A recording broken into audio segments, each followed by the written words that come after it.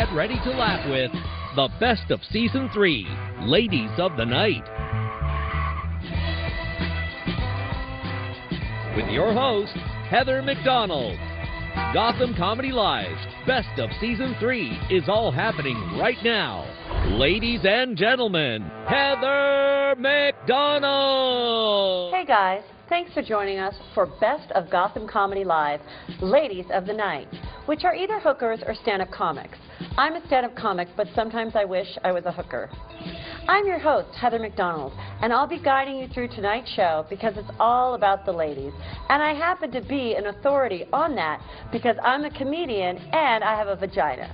Some people question it when I talk like this, but I'm actually still a woman. Tonight's show is not about the vaginally challenged, but about us.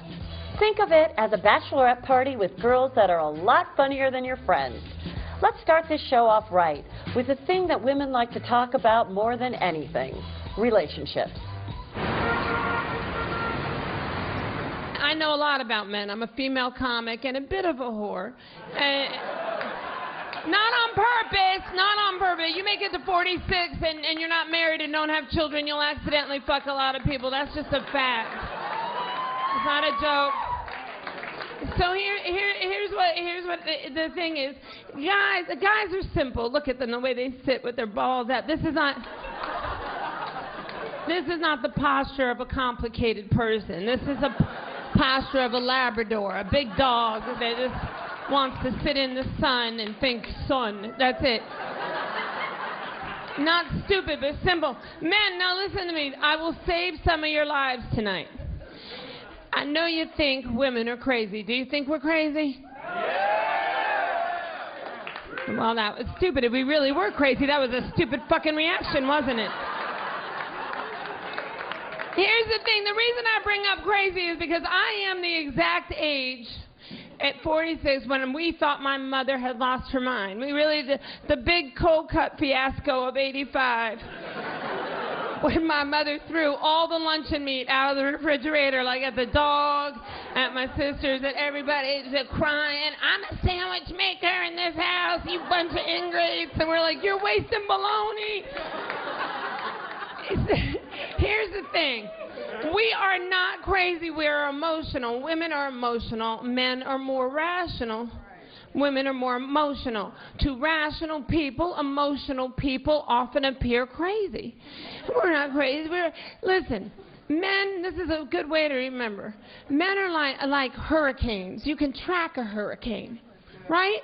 You know when it's coming. When a guy's upset, if you call your boyfriend 3 times and he says, I'm working, you call again, you know exactly what he's going to do. You know how he'll act. He acts the same way. He's predictable. Women, we're not like that. We're like tornadoes. You ever been in a tornado? You're just sitting out on the front porch enjoying yourself. And all of a sudden it's like, shit don't feel right.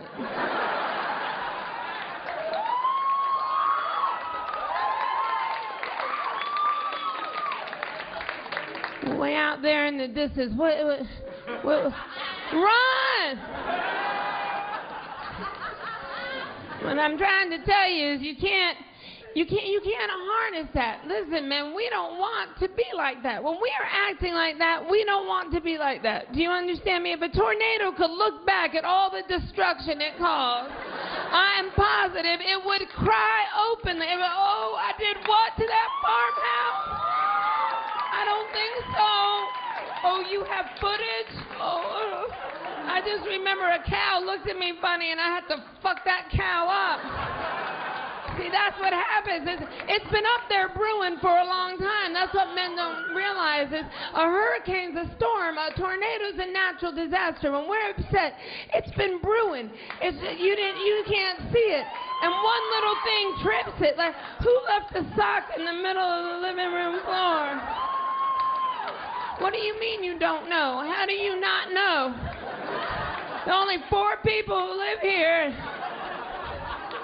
2 are small, and 1 is me, and 1 is you, and I don't wear big stinking socks and go in the living room because I've asked everyone not to go in the living room because I would like one nice place I can take somebody. Don't walk away from me.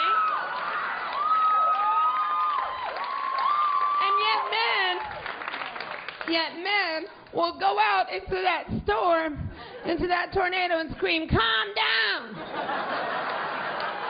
You're crazy. Bitch, you crazy. What's a tornado gonna do when you do that? It's gonna pick you up and throw you. Or it's gonna go over to its girlfriend's house, it's gonna get on the phone, and then there's two tornadoes. Men calling each other from basements. What's going on? What the hell did you say to her? All right, men, this is where I'm going to save your lives. Next time you see your girl starting to spin a little bit, don't tell her to calm down. Just tie yourself to something. Sing a song of worship that never hurt anybody. Just hang in there. I promise you, it will dissipate. Out will come a rainbow. Who wants cake? Your poor man is going to be in the bathtub with the children. Put the mattress back on the bed. Don't look at your mama, boy. Go, run. It's bizarre, though, because my parents are both dating, and I am just, like, violently single. Like, I am just, like, not even close to being a mother. And it's hard, though, because I feel like when it comes down to girls and boys and the way we qualify relationships, like, it'll take a guy, like, 6 months before he's like, oh, yeah, that's mine. And, like, I brush elbows with a guy at a bank, and I'm like, so I met someone, and, like, we're doing good. It's weird, because I'm at a really weird age, too. I'm 32, so it's, like, it's weird, because the only people that hit on me now are, like, boys in their 20s or divorcees in their 40s, because everybody my age is just toughing it out through that first marriage. Like, see you in 10 years. I've been engaged a chunk of times. I've been engaged a few times. First time I got engaged is because the guy asked me in front of people. You guys missed that. In front of people is what I said. That's why I had to, because I'm not a dick. And I really needed dental. Yeah. He's romantic, and he proposed to me in a bar. And because I've got that gaping hole 6 inches below my belly button that gives me feelings and emotions I did not want or ask for, I started to cry. But the bartender looked over at, like, the wrong moment, and she thought he hit me. So you just hear from across the bar, what did he do to you? And without even skipping a beat, I just ran up, and I'm like, no, it's okay. He loves me.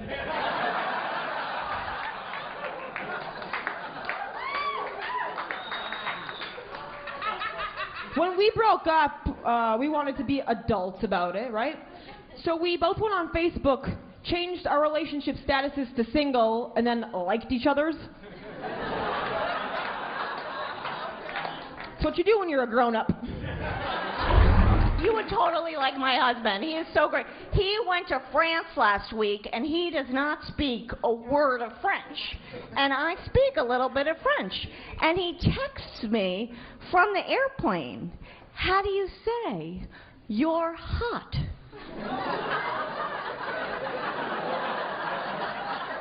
In French. So I text him back, j'ai herpes. I'm married now to a different guy. It's gross. Guys are always way more excited about that. Men are like, yeah, gross. And chicks are like, aw. We've been married for a year, and right after we got married, he bought me the e-cigarette. Because he wanted me to give up smoking. And I was like, I just gave up other men.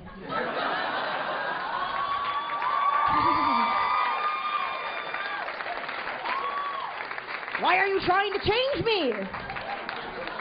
I did quit smoking one time. I did it for 8 days. I actually did it on our honeymoon. I'm not an asshole in this, okay? Understand. My husband, for our honeymoon, took me to Fort Myers, Florida for 2.5 weeks. Exactly. Is anyone here from Fort Myers, Florida? Are you really? You don't do that to somebody you love.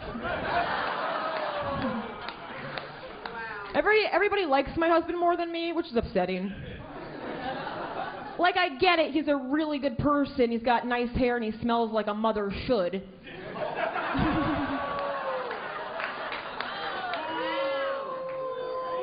But anywhere I go, that's the first thing people will ask me about. They're like, oh my God, where's James? What's going on with James? What's new with James?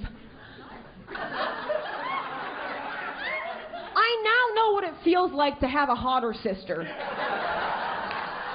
Stay tuned for more laughs on Access TV with the best of Season 3, Ladies of the Night. Welcome back to Gotham Comedy Live's the best of Season 3, Ladies of the Night.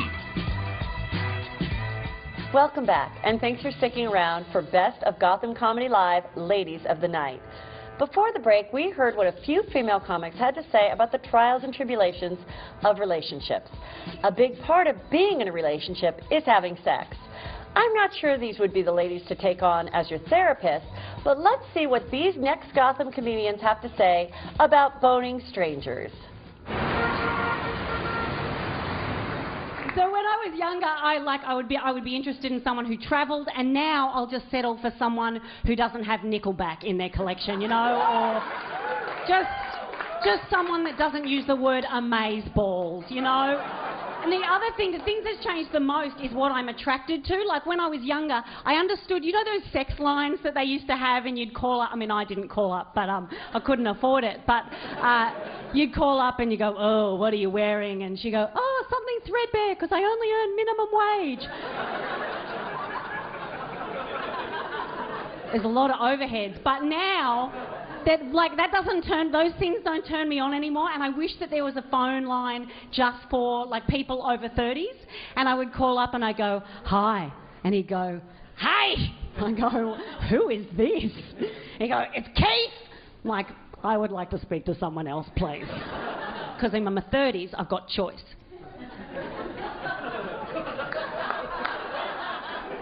So then someone else comes on, I'm like, who's this? And he goes, it's Rowan. I go, oh, what are you doing, Rowan? I'm listening to you. But I'm turning off the television first. And what are you doing to me, Rowan? I'm communicating my needs and setting clear boundaries with you. God.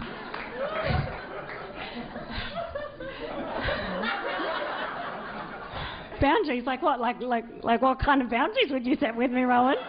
Like some weekends I won't be able to hang out with you because I'm looking after my niece. Oh my God. Yeah, I think it's important that she has strong male role models. Oh, Rowan. Are you? Yeah, I'm a feminist. Holy shit. Tell me what I want to hear, Rowan. You want to hear it? You want to hear it? You want to hear it? You want to hear it? All right, I'm financially manageable. Yes! What else? I want to sit down and talk about shared values. I'm close. I'm very close. Bring me home, Rowan. You wanted you. All right, I'm emotionally available. Done.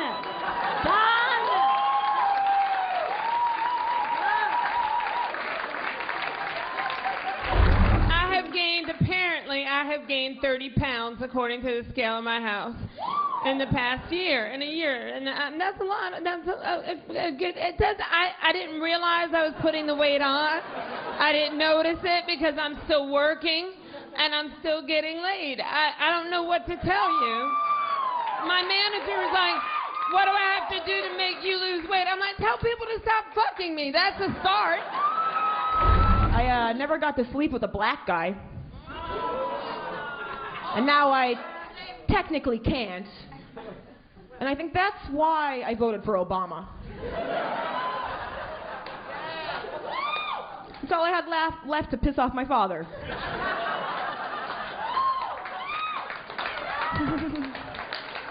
But nope, I settled for the white guy who refers to sex as buddy time.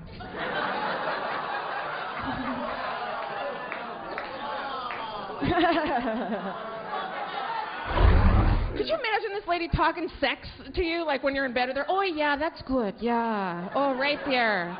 Oh, I like it when you lick it. That's really, really good. I really like it when you're down there. I love getting licked, right, ladies? Yeah, woohoo! This might turn into a public service announcement right now. I do. And guys are like, hold on.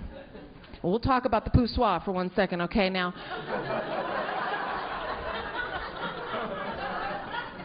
I'm a Jew, so I'm quite hairy. Thank you. And so I would go get the wax. You know, we would go get the wax for the bikini area, right? I went to see the Korean ladies. I went in. I lied on the table there. Had my, well, I'll explain to you. It looks like I'm wearing corduroys under my corduroys during the wintertime. You know what I say? I like to let it grow a little bit. Just wick, wick, wick, wick, wick, wick, wick. I hope you enjoy 70s porn. Pow! Fucking yeah! Ha ha! I'm letting it grow because it's cold. You know what I mean?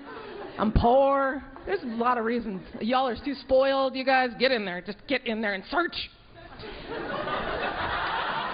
That's right. They become lazy. These young men, they become lazy. I love it. If you're under 30, you're like, pubic hair. I don't even know what that is. So I bring my hairy Jew ass to the Korean lady, and she's like, oh, I'm going to have to get 2 people, okay? Bullshit right here. So I have to go to a Russian lady to go find my people, you know?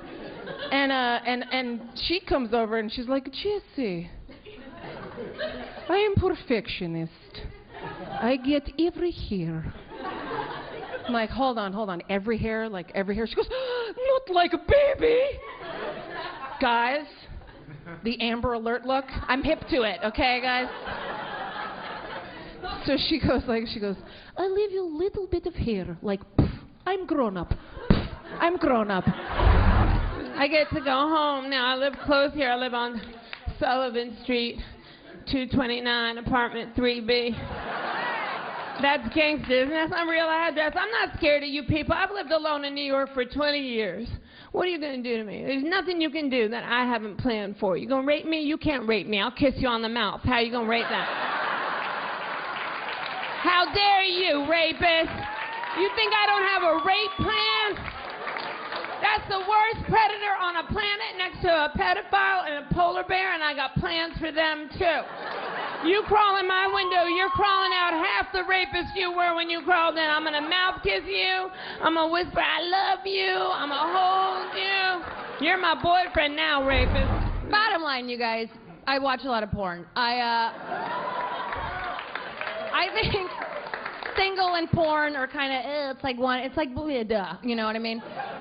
My thing with porn, though, it's like, I mean, it just gives guys this false sense of hope that whatever hole they find first is fair game, and that's not a thing. Like, I let a guy stick his finger in my butt once, and it was only because he was going to war, so I did it for my country. Like, why is everybody else slutty? Oh, man. It's this whole bizarre concept that, like, you don't know the difference between the two. Like, are you serious? We're grown-ups. They're clearly mapped out situations, guys. Like, one of them is like, oh, it's a pretty pink flower, water me. Oh, and the other is just like this angry old woman, just like, oh.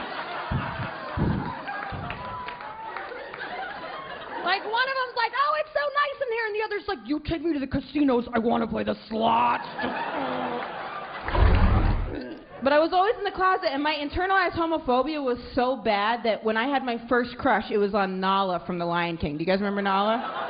Yeah, but this is where it gets bad. My first crush was Nala from The Lion King. I was more worried about the fact that I had a crush on a girl than on the fact that I had a crush on a fucking lion. Which is way more creepy, and it gets creepier. I told my buddy Steve that, right? He doesn't miss a beat. He goes, no, I get it, dude. I used to want to fuck that chubby teapot from Beauty and the Beast. Oh, Steve. Now his wife looks like that teapot. It's just... I met her. I was like, nice spout. Oh, God, oh, God, oh, God. That wasn't the right thing to say. Stay tuned for more laughs on Access TV with the best of Season 3, Ladies of the Night. Welcome back to Gotham Comedy Live's The Best of Season 3, Ladies of the Night. Welcome back. I hope you're enjoying the lovely female comics that we have brought you so far. We are all kids at heart, so this next topic should be very relatable. Here's what our comics had to say about children. He is so cute. He is like the cutest kid you've ever seen. You know how like you want like one kid better? He is so cute. Oh my God. He says to me the other day, he goes, Mama, when I grow up, if I have a little baby, does that mean you're going to be a grandma? I'm like, yes, that's so cute. That's what it means. And then his older brother, who's a little bit of a smarty pants, like he refers to me as his birth mother, he says, Mama, when I grow up, if I don't have a baby, does that mean you're just going to be an old lady? And I said, yes. And instinct tells me, with that level of charm, you're going to be my roommate.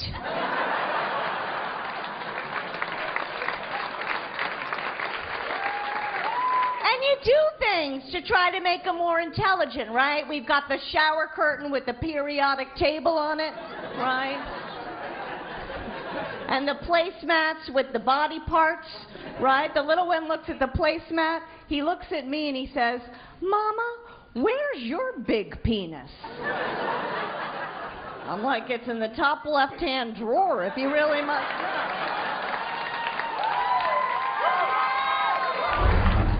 But here's the thing you may not remember because of the allergies, not you guys, but as you know, you can't walk within 25 feet of a schoolyard with a peanut butter sandwich, yes?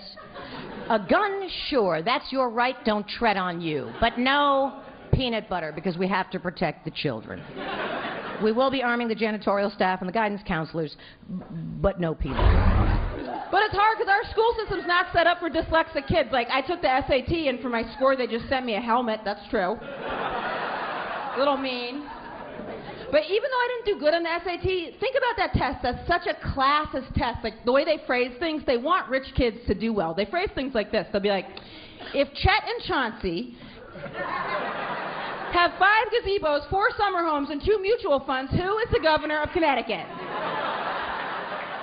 If you didn't grow up off, you're like, oh my God, what the hell is a gazebo? Is that who killed Tupac? What the fuck is a gazebo? They never phrase things for underprivileged kids. Never. They'd never be like, if Monica has to get to the check cashing store by 2, and she knows she's going to run into 4 crackheads who take 5 minutes each, about how fast does Monica need to run? Nope. Oh, you guys didn't do well either. If they phrase it like that, you can be like, ooh, 2 miles per hour. Go, Monica, go. Fuck Chauncey. What's a gazebo? I actually, it's terrifying. I'm so immature. I had a pregnancy scare one time, you guys. I thought I was pregnant. It turns out I'm just lactose intolerant. I sat on the toilet. I was like, I hope it's crap. If it's a baby, I'm just going to leave it in there. Whatever. Come on, according to the Nirvana album cover, circa the 90s, babies be swimming. They are fine. Babies exist. But I'm all right with awkward. I was raised by some awkward people. I was raised by hippies, naked all the time. Like all the time naked. Not a nudist colony, not a commune, not that structured. Just naked all the time. I'm pretty sure I breastfed off 5 different ladies, you know. Here, it's free and it's love. Just take it. It's free and it's love. Who made this? Awesome, baby. Smoked a lot of weed at my house. Passed it to me. I thought this was Duck Duck Goose. First word I just found out as a baby. Oh my God, my first word as a baby. What was it? I thought maybe it was mama or dada. No, my first word was ear.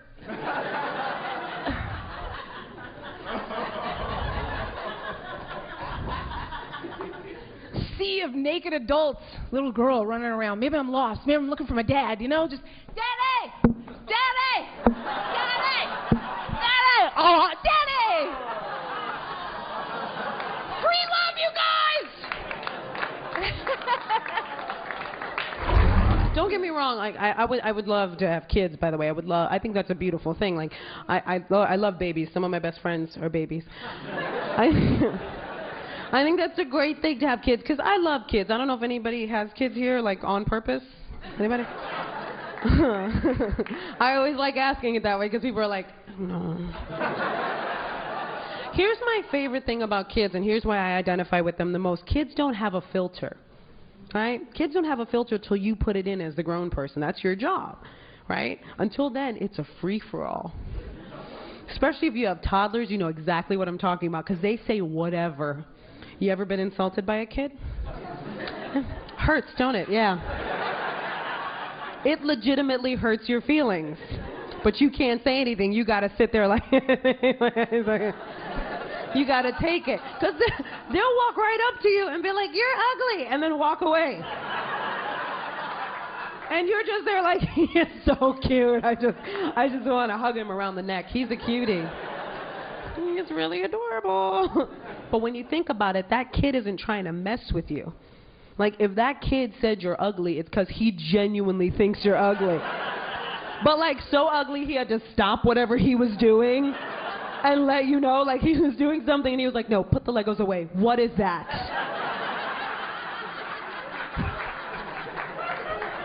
Seriously? Get it fixed, all right? I can barely keep my Lunchables down. That is disgusting. Millennials. So what's your allergy? What do you got? What are you struggling with? Yeast, gluten, wheat, soy. Nothing. Sulfur.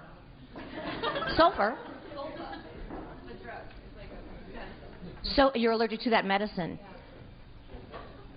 I didn't expect that. I don't even know what that medicine is, so that's interesting. That old chestnut. Sofa. I just know that millennials have it hard. They were born into such a war-torn country. Storage wars, cupcake wars, cutthroat kitchen. Oh. And it's bizarre, though, because, like, with the younger guys, there's definitely a disconnect. Like, I don't know, like, okay, this is going to sound terrifying, but the last guy I legitimately dated was 21. Yeah, he worked at my bar. I wasn't just driving by school like, hey, you're the fastest runner, get in. I'm a coach. Come on. Like, he found me. But there's a definite disconnect, especially with, okay, and I use the term dating loosely. I really mean we were just texting, and I just, you know, like, I don't know anything about him except for he uses no punctuation and fucking all lowercase letters. I'm like, throw me an emoji, show me you care, you know, like, do something. Come on. So, but, like, he would do the weird thing with texting. I don't know if anybody else is weird with texting. Like, that's a deal breaker for me. Like, if you're a weird texter, like, bye-bye, see you later. So this kid, he used to do the lazy thing. So he'd be like, what are you doing tonight? And I was like, okay, if you're going to be lazy with letters, like, what else are you going to shortchange me in? Like, are you going to try and fuck my pussy? And I just, like... I feel like if you're not going to give me the U, you're not going to give me the O, so I don't know why the hell we're... I used to be a really overweight kid, and it's hard, you know, when you tell people you used to be fat, they usually ask you how fat. And that's awkward. I'm like, I don't know, fat. Like, I used to take those tests in the back of women's magazines. They match your body type up with a type of fruit. Like, you're a plum, you're a pear. Every time I took it, my fruit was pudding. I was like, well, that's fat enough. And America's so insensitive to fat people, like they put the biggest pair of pants at the bottom of the pants pile. Rude, so you have to dig through all the sizes of pants that you're not to get to your pair of pants. Fuck that shit.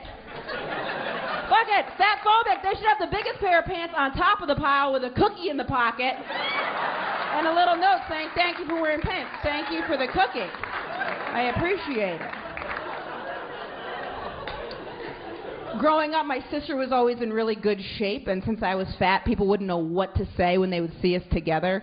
They wouldn't know what to do. They'd be like, Katie, my sister, they'd be like, you look great, and Emma, whoo, there you are, you.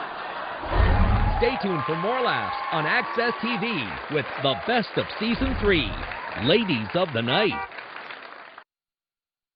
Welcome back to Gotham Comedy Live's the best of Season 3, Ladies of the Night. Hello again, and welcome back to Best of Gotham Comedy Live, Ladies of the Night.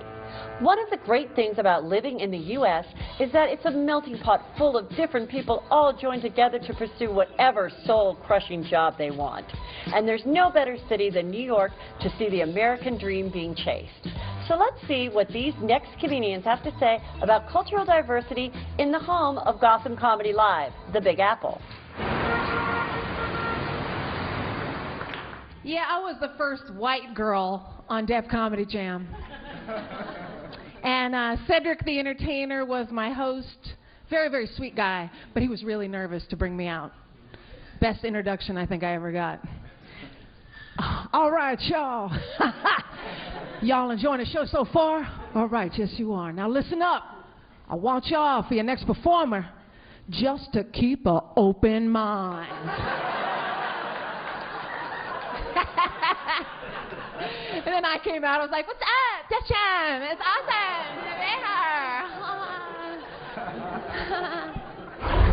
awesome. Maine's the whitest state. I don't know if you guys knew that.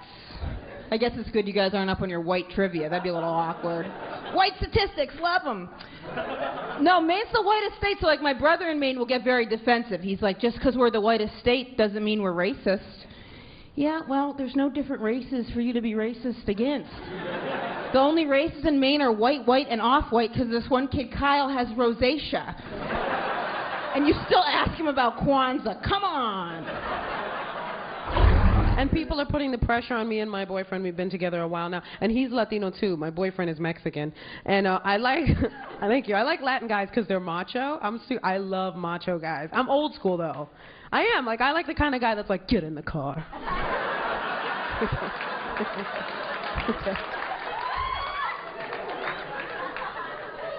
There is that part of me that wants to be like, don't talk to me like that. But I'm going to get in the car now. I'm going to do what you say. Of my own accord. Right? Isn't there something about a macho guy that makes you feel protected, though? Like, I feel so safe. Because there are guys now that... They're wearing skinny jeans.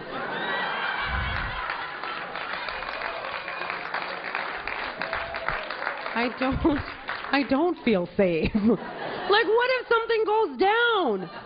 He can't protect me. He's gonna be like, save yourself, baby. I have 2 little boys at home. I think they're really stupid, right? I was in a taxi with them today, and the taxi driver was wearing a turban, and my little one turns to me and he says, Mama, why is a genie driving the taxi? And Taco Bell's not off the hook either. Apparently, a lovely Latina will make you guacamole on a case-by-case basis.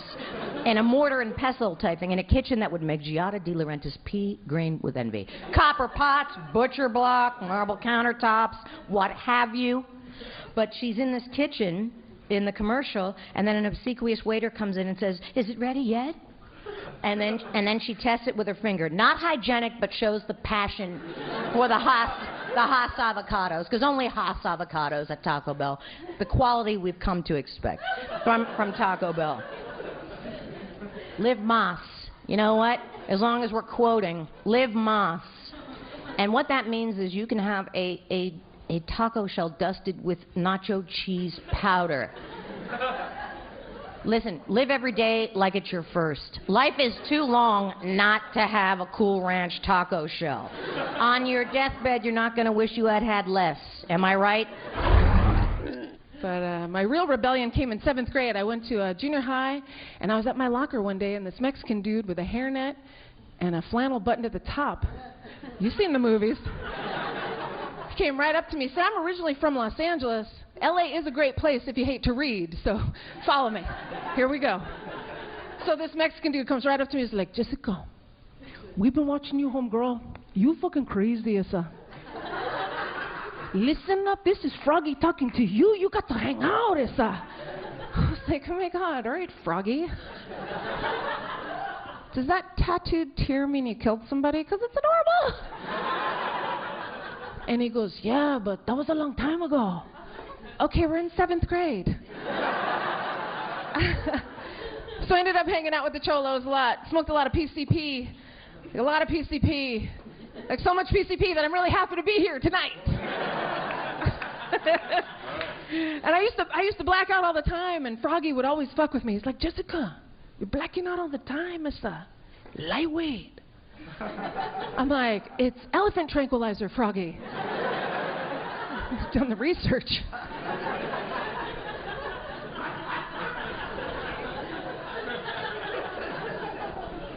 The cholos like to kick it with oldies music. The gang members, they like to kick it with oldies, which I thought was weird. I never told Froggy, but I thought it was weird.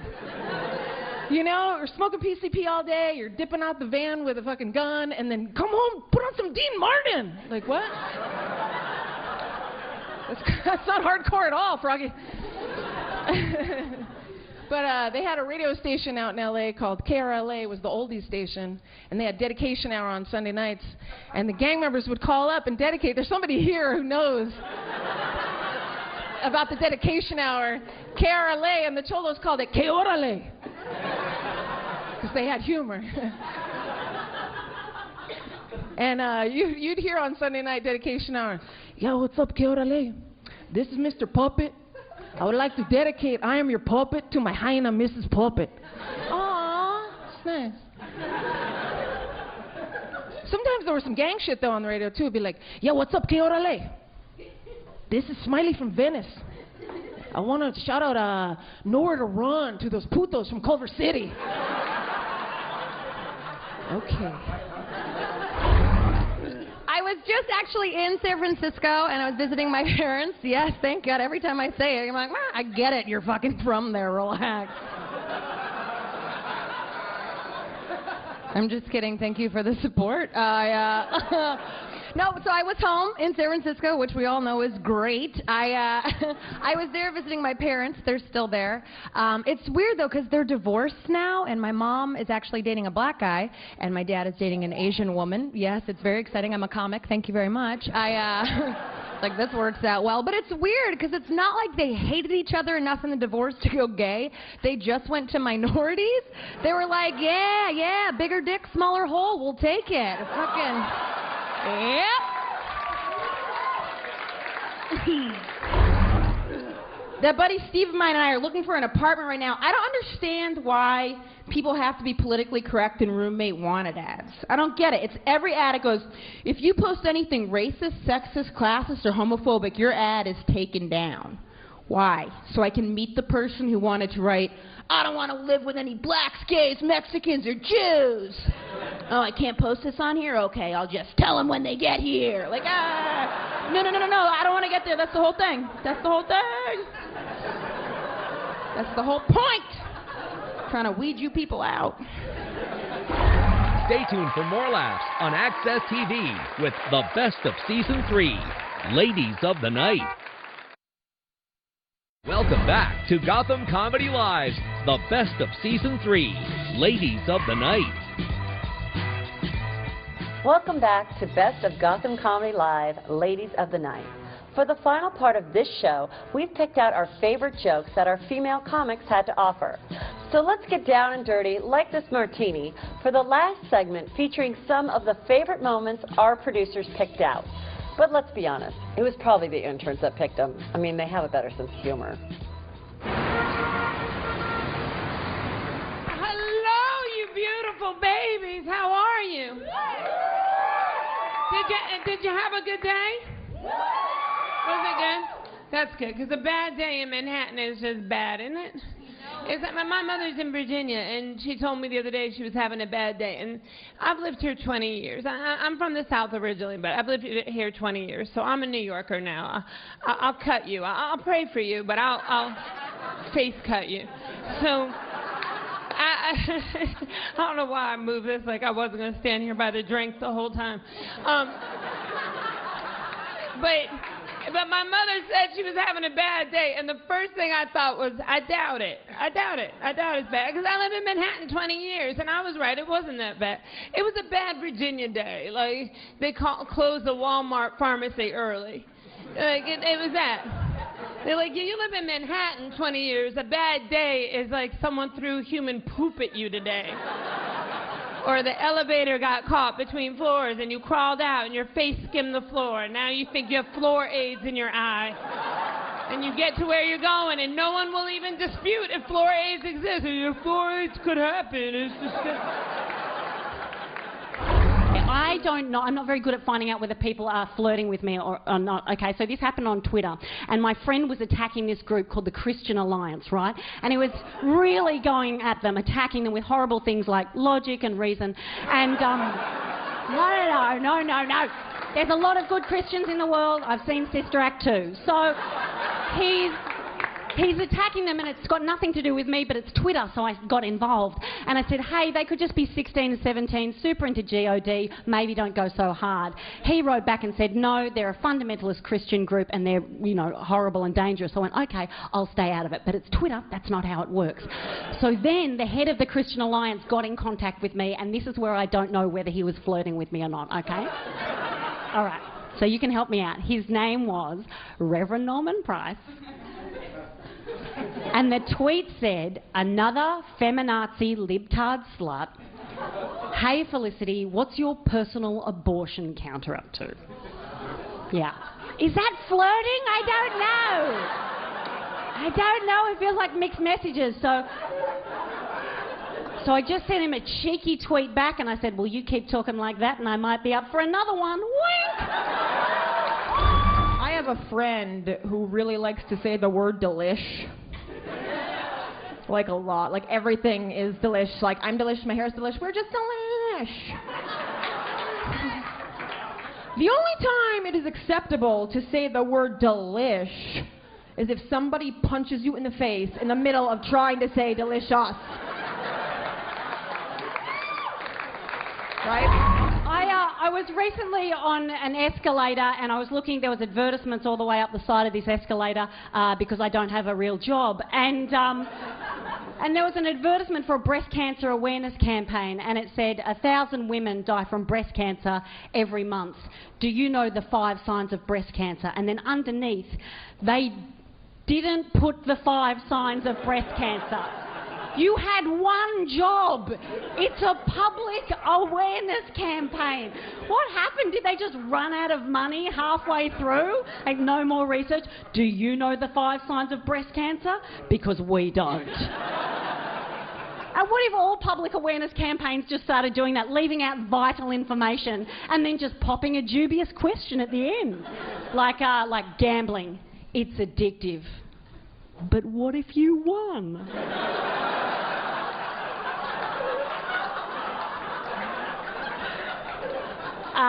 Or what about drinking and driving? It could kill you. So practice makes perfect, okay? Or what about sexism is holding women back? But who doesn't like a free drinky poos, lady? Am I right? Or what about... oh, you haven't got depression again, have you? Or what about... I've got heaps of these. Oh, that's a lie. I've got one more. Oh, what about global warming is man-made? Global warming is here. Did someone say bikini party?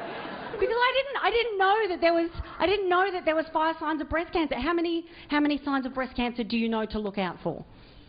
If any, by the completely, you're like, breast cancer? Is that something that I should be looking out for? Is that like bad thing? Is it common? It's common. Do you know any signs to look out for breast cancer? You do? Would you like to extrapolate? The lump, that's it. The lump is it. It's one lump, that's it. And I'm glad that I didn't know that there was 5 when I found my lump, because I know I didn't find a lump and go, ooh, I hope there's a quiz. Because I've had 3 breast cancer scares. The first 2, I found a lump. I had a biopsy, it was cleared. And the third one, I just found a falafel ball down my top. Seriously, the amount of food that I shake out of my bra at the end of the night, I should open up a cafe. It's a waste. Mind you, the good thing about undressing me is you also get leftovers, so dinner and a show. It is weird, though, because I'm getting older but not more mature. Like, it's a really bizarre world to live in. Like, I have a bad back, but I've seen Frozen 5 goddamn times.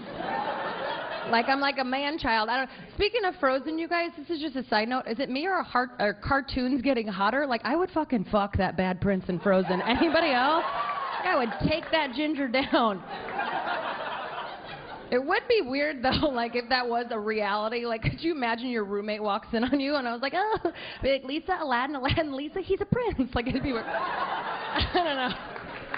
Hi, want you guys to meet like this? How I look with the short blonde hair, I'm constantly getting compared to a celebrity comedian. Take a wild guess. Cat Williams, actually. But I see where you're coming from. No, of course it's Ellen. Someone asked me if I got my hair cut to look like Ellen, and honestly, yeah, sure did. Ellen's winning at life. Why wouldn't I want to look like Ellen? I'm not going to go into the salon like, hey, can you guys make me look like Rosie O'Donnell? Seems like she's having a good day. So I'm from a town of 800 people. I grew up in rural Maine. Very, very small town. For example, we had a gay pride once in my town, and it was just this one kid, Greg, skipping down the street. One kid! One kid! And an anti-gay protester showed up, going after him like, you faggot, stop skipping! And it was his father, so it was a mess.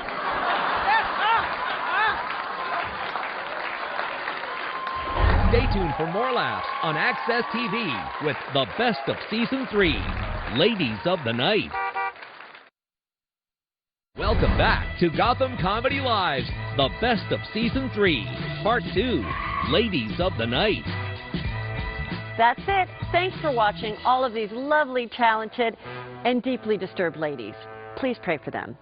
And keep up with us for more hilarious comedians coming to you live at the Gotham Comedy Club on Access TV. Until then, see you next time.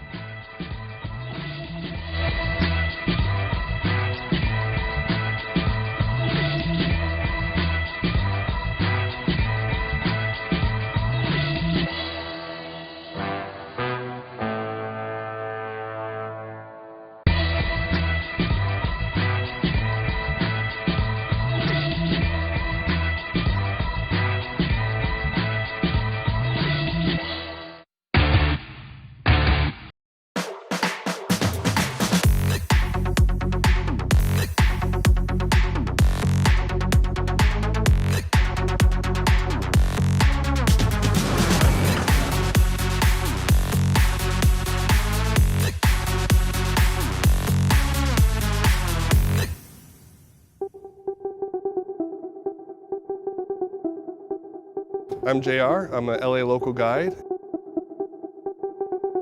I'm Ernesto Silva, a local guide for Mexico City.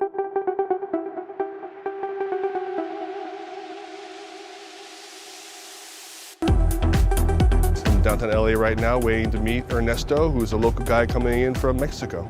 We've never physically met? Never met before, only talked online. I'm expecting that he'll have some things to share with me, and it's kind of our drive.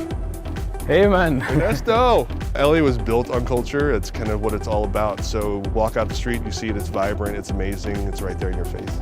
Nice to finally meet you. I just can't wait what JR is gonna show me. It's a little chilly, maybe it's gonna get warmer. So the first place we're gonna go today is a brand new museum called The Broad. This place is super hot, it's brand new, it just opened, so there's really long waits to get in. So this is gonna be awesome, you know, something new, something different. It's gonna be my first time as well, so I'm excited to see it. It's actually created by a multi-billionaire here in the US called Eli Broad, and it's 50,000 square feet of space and $150 million building, brand new architecture. This is amazing. So when we started to walk in, everything just started to impress me, you know, the light of everything, how everything is placed. It's actually way more impressive in real life than I thought it would be. Yeah. The balloon dog was what impressed me the most. I'd never seen it before. So far, almost every corner I go around, it's like a huge wow moment, and this is amazing. Yeah. And I thought you were tall. Wow, Keith Haring piece. That's amazing. That little room, it was just trippy. It made you seem like you were floating in space. It was weird. My mind exploded when I went inside. Welcome to Los Angeles, Ernesto. being surprised at what I'd see was awesome. Especially to do it with Ernesto was great. What'd you think? That was awesome. Yeah, that was unbelievable. We're gonna take a look at a very historic market, which is right in downtown LA. It has lots of culture and flavor. Here we are, we're at Grand Central Market. It's about 100 years old. It was originally built as a really beautiful market for wealthy who live right up behind us on Bunker Hill. It's filled with a plethora of different places to get food.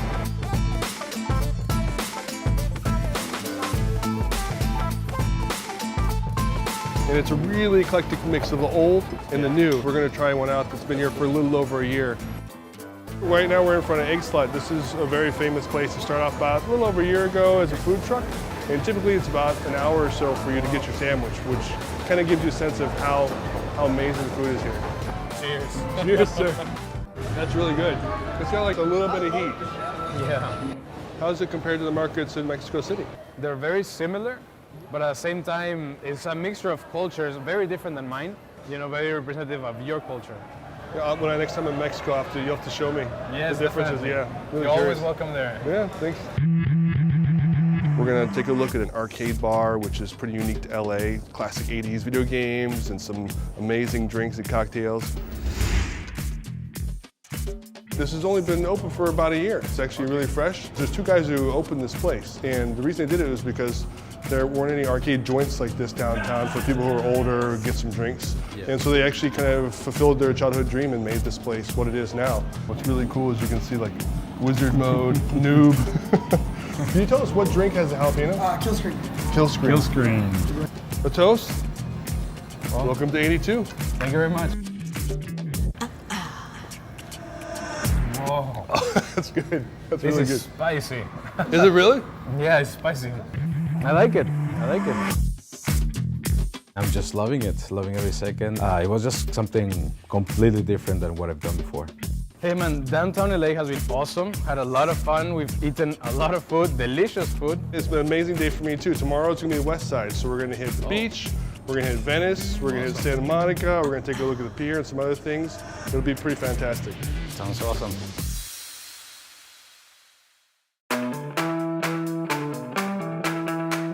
All right, so welcome to Los Angeles, day 2. We're gonna be on the west side today, and our first place is gonna be this amazing beer and sausage kitchen called Verskuchen.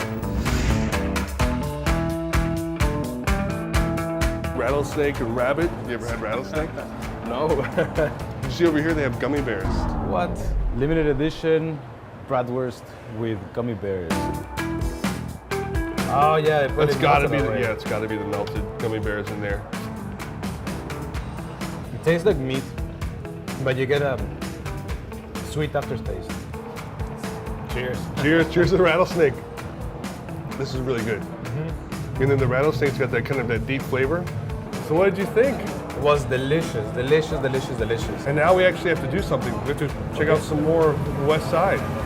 Think you can do it after all this food and all the beer? I think I need the walking. Yes. Good. So welcome to Venice. Venice is kind of known. It's almost like the heartbeat of the West Side. And you can already see the West Side's really different than downtown and where we were yesterday. This is so good. Coconut meat's inside of there. Yeah, it tastes really good. When we got to the pier, everything was summed up into that moment. I've seen surfers, skateboarders, street performers, all the people, all the smells, all the colors, the fun, you know, of the roller coaster. That was the best moment, I believe. When I sat down inside the Ferris wheel and started moving, I actually didn't want to ride it.